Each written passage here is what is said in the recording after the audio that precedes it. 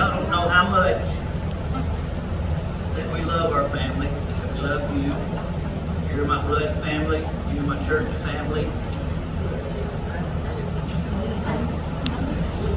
They're just not words to say. I remember George and Connie a few months ago when they went through this, you know, you can't believe none of this. Well, I see what they're talking about now. It's a total shock.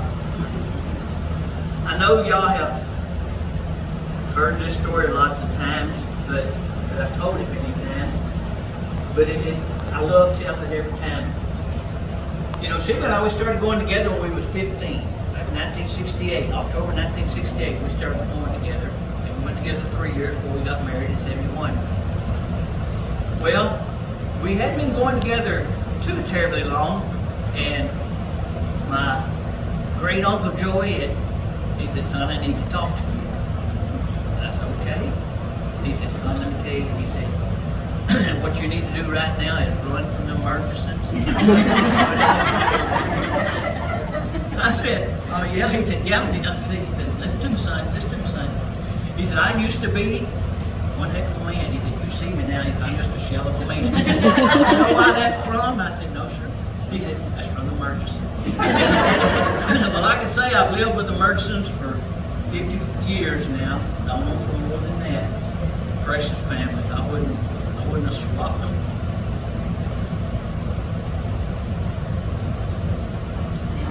I wouldn't swap them for anything. And my church family, nothing more precious than my church family. I told Sheila, I said, I don't know what's going on up there, but something is not quite right. And then Friday, we went out and checked on Jack. We hadn't been out to Jack's in a few days. And when my brother-in-law, when Randy come in, and Trina, I said, I know something wrong now. I don't know what is something wrong. They only come in for funerals. They live in Houston. But anyway, y'all got us. Y'all, I love y'all, every one of y'all. You shouldn't have done this. I appreciate it. It has been 50 years. It don't seem like 50 years. It don't seem like some of these grown ones that, you know, that were just little up here going to church, because Sonia and Kelly and Steph and Melissa and Jason and my Jasons and Melissas, you know, y'all growed up in this church. It just doesn't seem like it's been that long, but 50 years is back. It's back.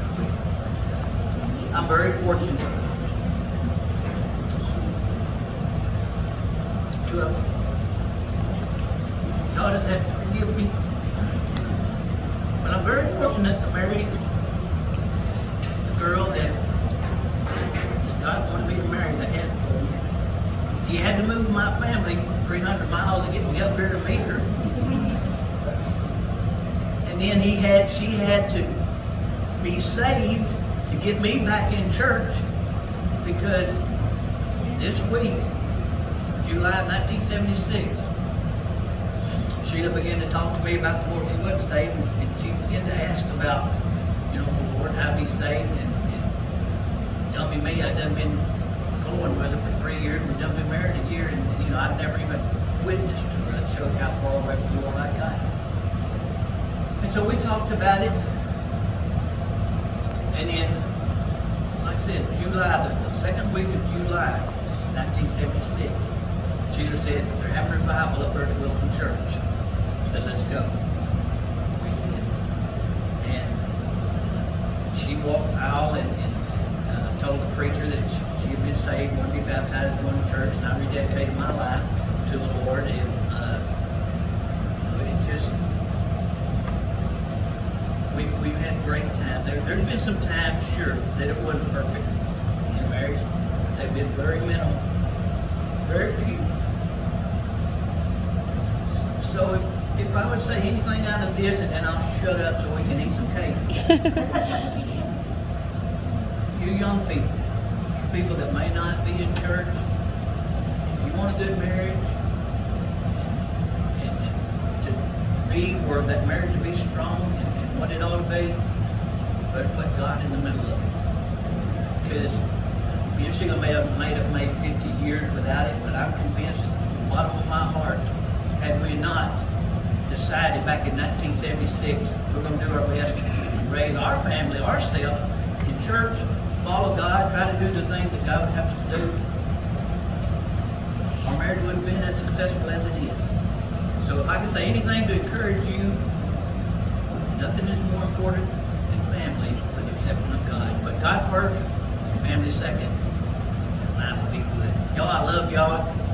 Thank y'all for this. It's far too much, but I thank y'all and I love y'all. You're in the speech maker.